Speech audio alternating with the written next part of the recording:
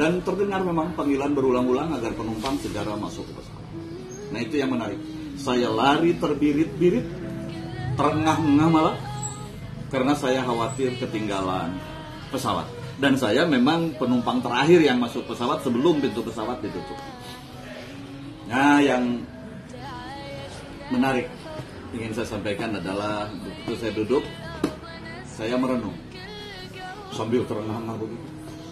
Yang saya renungkan adalah tentang kebodohan saya, yakni saya lari terbirit-birit karena khawatir ketinggalan pesawat.